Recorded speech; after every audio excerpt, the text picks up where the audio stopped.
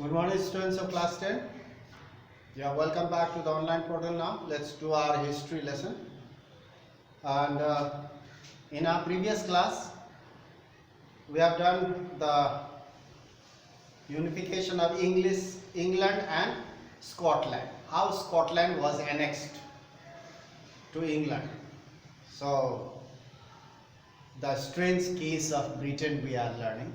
So now here, first we'll go to the title, the chapter, the rise of nationalism in Europe, that's the chapter, and the title, subtitle, 4.3, the strange case of Britain.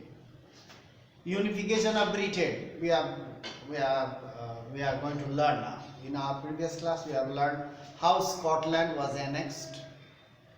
Now we'll talk about the strange case of Britain in the same again, the second paragraph.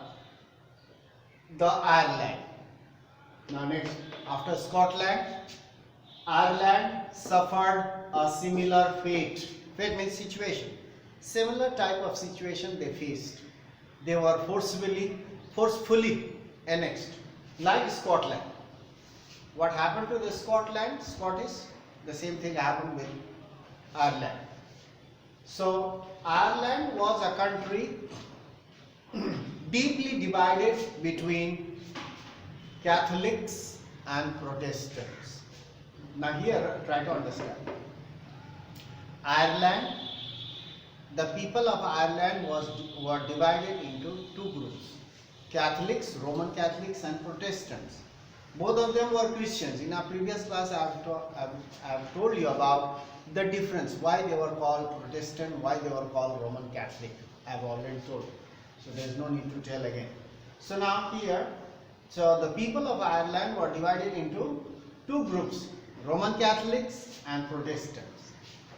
First, look at that. The Englishmen helped the Protestant of Ireland. The Englishmen helped them, Protestant of Ireland, to set up their dominance. Protestants. Englishmen helped them to set up dominance over Roman Catholics. Their dominance over largely, Largely,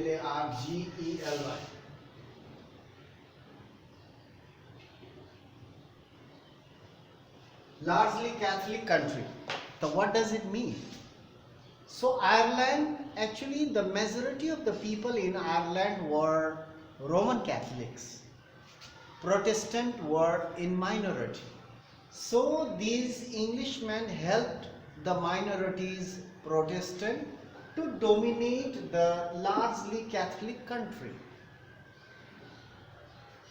So Catholic revolts were suppressed by the English in 1798. Roman Catholics, they started revolution, they started protesting, and their revolt were suppressed by English in 1798. After that, Ireland was forcibly means with force, by force. Ireland was forcefully incorporated, annexed, joined into the United Kingdom. You see that?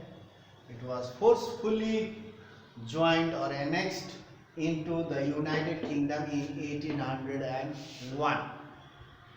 In 1801, Ireland was annexed into United Kingdom or England. So now the area of England grew. It became larger. Now Scotland became part of England. After that, Ireland also became part of England. Now remaining South Wales. South Wales was also incorporated. So in this way, England was formed, a nation state. That's why it is called United Kingdoms. Actually, there were different kingdoms, they were united. UK, that's why it is called United Kingdom. So a new British nation was forged. Forged means formed. A new British nation was formed. The symbol of New Britain the symbol. Now, after formation of the New Britain, United Britain, the symbol of New Britain flag, Union Jack. The name of their flag is called Union Jack, and national anthem was also formed, created. National anthem, what was the name of the national anthem? God save our noble king. God save our noble king is their national anthem, just like our Jana Gana Mana. So God save our noble king is their national anthem, as well as English language was promoted. English language was promoted. Irish language, Scottish language, South Wales language were discouraged, and English language was encouraged in the schools. English was introduced all over, and Irish, Scottish, South Wales, Welsh, those languages were discouraged, not allowed. So you can see that how they dominated these three independent countries after annexing into England. Scotland, Ireland and South Wales, they were annexed and they were dominated by English. Their tradition, culture and everything, whatever they had, language, tradition, it was, those languages, culture, traditions were in danger now. They fought for their identity, but they were suppressed by English as they were powerful.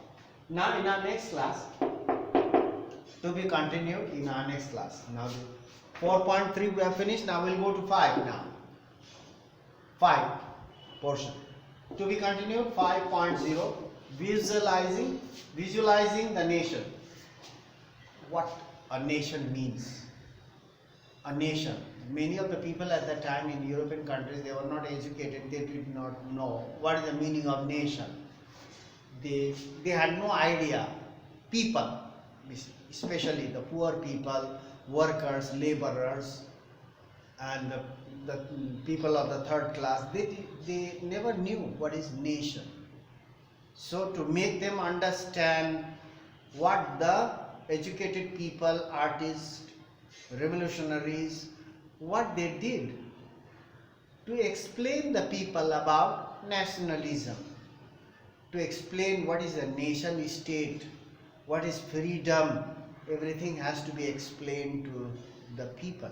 Now visualizing the nation. In our next class we'll talk about personification and we'll talk about that in our next class. That's all for today. So we go through this properly, listen carefully to the online portal, and thank you very much for paying so much attention during the class, and thank you for your attendance as well.